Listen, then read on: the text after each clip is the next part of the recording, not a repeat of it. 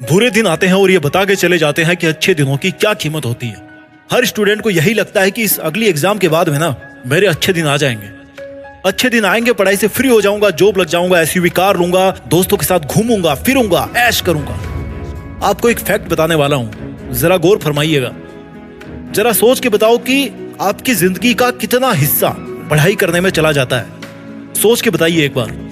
School college में पढ़ना हमारी जिंदगी का लगभग 30% हिस्सा होता है। अगर मैं कहूं कि एवरेज लाइफ 60 इयर्स है और एक स्टूडेंट स्कूल कॉलेज में 20 साल तक पढ़ता है तो इट्स ऑलमोस्ट 33 और you can say in a round figure it's almost 30%। अधिकतर स्टूडेंट्स इससे ज्यादा ही पढ़ते होंगे। मैं आपको एक चीज बताना चाहता हूँ, what is the difference between education and study. पढ़ने और शिक्षित होने में क्या फर्क है? पढ़ता हर कोई है लेकिन शिक्षित उतने नहीं होते। What is the difference between understanding and remembering. समझने और रटने में क्या फर्क है? रट्टा नंबरों के लिए किया जाता है और समझना काम में लेने के लिए किया जाता है। आप क्या करते हो इनमें से? Ask yourself, who are you among these two? समझने वाले या याद करने वाले? एक बड़े आदमी ने कहा था कि अगर उनको किसी पेड़ को काटने के लिए 6 घंटे मिले ना तो वो उसमें 4 घंटे अपनी कुल्हाड़ी को घिसने में लगाएंगे। वर्ल्ड कप का फाइनल मैच है, ऑडियंस है चारों तरफ, सब अपने कंट्री का नाम चिल्ला रहे हैं कि हम जीतेंगे हम जीतेंगे। कितनी देर होता है ये गेम? कितनी देर होता है? क्रिकेट की बात कर लेते हैं, 7-8 घंटे। और उसमें जो मैन ऑफ द मैच होगा, he practiced more than 7-8 years, every day, every week, every month, every season, every year। 7-8 साल से ज्यादा ही होगी तैयारी। मैं परीक्षा के महत्व को इससे बेहतर एग्जाम्पल से नहीं समझा सकता। अगर वो मैच ना हो तो वो प्लेयर कैसे साबित कर पाएगा कि ही इज द बेस्ट? अगर एग्जाम ना हो तो आप कैसे साबित कर पाओगे कि यू आर द बेस्ट?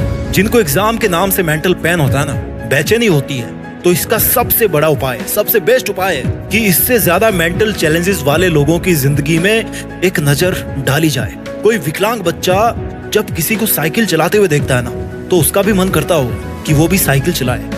आपका कितना मन करता था बचपन में यार साइकिल चलाने का? वो विकलांग भी तो एक बच्चा ही है ना, उसके अंदर भी वही दिल है, लेकिन आपके जैसे वो चल नहीं सकता, साइकिल नहीं चला सकता, दौड़ नहीं सकता। किसी अंधे इंसान का भी यही मन करता होगा कि वो भी इस दुनिया के हसीन नजारों का आनंद ले। किसी गूंगे इंसान का भी मन करता होगा कि वो भी कोई गाना गुनगुनाए। आप तो अपनी एग्जाम के मेंटल पेन से 2, 4, 5, 6 महीने बाद निकल जाओगे और अपने आप को आजाद महसूस करोगे। बट जिन बच्चों के एग्जाम्पल मैंने आपको दिए, अगर वो अपनी किस्मत का रोना लेके बैठ जाए तो उनकी जिंदगी में तो कुछ नहीं बचेगा ना फिर। एंड बिलीव मी, अगर आप उन बच्चों जैसी खासियतों के साथ पैदा नहीं हुए हो ना तो you are the most luckiest person of this planet. अगर कोई स्वस्थ है आज के समय में तो इट्स द बिगेस्ट फॉर्च्यून। जब एक फुंसी हो जाती ना नाक में तो उस दिन पता पड़ता है कि यार अगली बार हाथ में फुंसी हो जाना लेकिन नाक में मत होना, बहुत दर्द होता है नाक में। जब पैर में मोच आकर के लंगड़ा के चलना पड़ता है ना तो उस दिन लगता है कि यार चोट भी यहीं लगनी थी, हाथ में लग जाती तो पब्लिक के सामने लंगड़ा के तो नहीं चलता ना। आई एम टेलिंग यू, अगर आपके पास आपका स्वास्थ्य है, if you are the healthy person, अगर आपके ऊपर छत है और बदन पे 100 रुपए की भी टी शर्ट है ना तो you are the luckiest person. You are good to go, you are enough. अगर आप दिन में एक टाइम भी गर्म खाना पेट भर के खा रहे हो ना या खा सकते हो तो you are good to go, because there are millions of people who are in the worst condition than you. I mean no offence, मैं गलत नहीं मान रहा हूँ किसी के हालातों को। किसी और के हालात है, हमारे भी हो सकते थे, मेरे भी हो सकते थे, हमारे हैं, किसी और के भी हो सकते थे। बट बिलीव मी, अगर आपके पास रोटी है, कपड़ा है, मकान है और स्मार्टफोन है तो आप करोड़ों लोगों से आगे हैं। ये रोटी, कपड़ा, मकान और स्मार्टफोन किसी के पास है ना, और फिर भी अगर वो किस्मत का रोना रोए, अपनी मुश्किलों का रोना रोए तो it's not justified my dear. I can understand कि सब कुछ होते हुए भी हम कई बार बुरी सिचुएशंस में होते हैं, but they are not permanent. What is permanent? Our character, our attitude, our opinion, our judgement.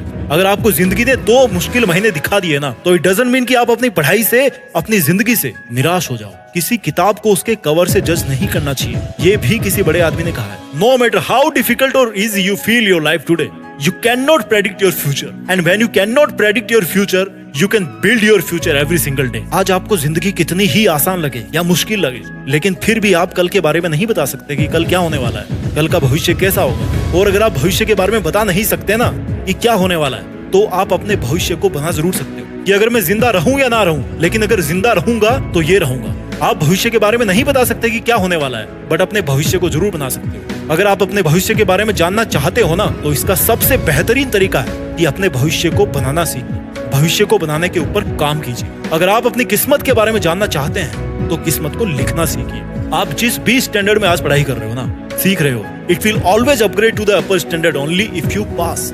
अगर आप पास होते हो तो आपके पास मौका होता है ये साबित करने का कि मैं अगली क्लास में, अगली एग्जाम में इससे भी अच्छे मार्क्स से पास होऊंगा और ये साबित करूंगा कि ये वाली जो सक्सेस है ना, वो कोई तुक्का नहीं थी, कोई संयोग नहीं था। I deserve for this. It's not your ego, it's your commitment. अगर आप फेल भी हो जाते हो तो भी आपके पास एक मौका होगा कि आज कुछ भी हुआ आपके साथ में, आप उससे बेटर डिजर्व करते हो।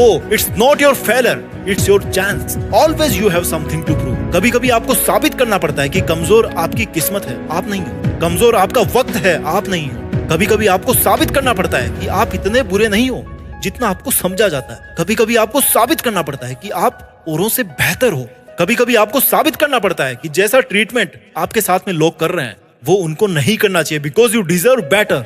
कभी कभी आपको साबित करना पड़ता है कि आप सच्चे हो, झूठे नहीं हो, आप ऑनेस्ट हो, धोखेबाज नहीं हो, you are trustworthy. It's all about proving, it's your commitment. You have to commit it, but before you start your commitments, it's important to understand that good learning is the first and most important commitment of your life. जब आप कहते हो ना कि मेरा पढ़ाई में मन नहीं कर रहा है, तो ये कमिटमेंट नहीं, इट मीन्स कि ये आपका इंटरेस्ट है। और जब कोई काम कमिटमेंट ना होकर के इंटरेस्ट हो जाता है ना, तो आप उसको तभी करते हो जब आपका मन करता है या जब आप कर पाते हो, जब आपको टाइम मिलता है। लेकिन जब कोई काम इंटरेस्ट ना होकर कमिटमेंट बन जाता है ना, तो आप उसको तब भी करते हो जब आपका मन नहीं करता, भले ही आपकी सिचुएशंस आपको कितना ही डिस्टर्ब करे, but you will do that commitment. Interest और कमिटमेंट का जो फंडामेंटल है ना, वो है एंजॉय एंड सेल्फ डिसिप्लिन। आप किसी काम में तब इंटरेस्टेड होते हो जब आपको उसमें मजा आता है, लेकिन जो कमिटेड रहता है ना, उसको मजा आए या ना आए, इट्स काइंड ऑफ हिज और हर ड्यूटी।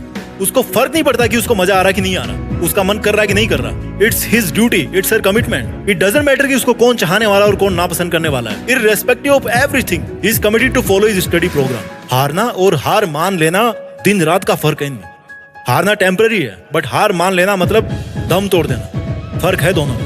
किसी ने बहुत तगड़ी समझदारी वाली बात बोली है कि हार को कभी भी दिल में नहीं बैठाना चाहिए और सफलता को कभी भी दिमाग पे नहीं चढ़ाना चाहिए। अगर आप एक हारे हुए की तरह महसूस कर रहे हैं ना, तो ये मत भूलो कि आपके बहुत सारे कमिटमेंट्स। अगर आप किसी एग्जाम में फेल हो गए या कोई सब्जेक्ट आपको मुश्किल लगता है, तो ये मत भूलो कि आपके बहुत सारे कमिटमेंट्स भी हैं। And education is the most fundamental block of all these commitment. जब पढ़ोगे तभी समझ पाओगे, जब समझोगे तभी सीख पाओगे, जब सीखोगे तभी तो रेस में दौड़ पाओगे, और जब रेस में दौड़ोगे ना, तभी मेरे भाई, तभी तो बनोगे तुम विजेता। विजेता। आगे बढ़ते रहिए और अपना ख्याल रखिए। देश में अपना नहीं बल्कि दुनिया में देश का नाम करना भी आपका हक है। जय हिंद, वंदे मातरम।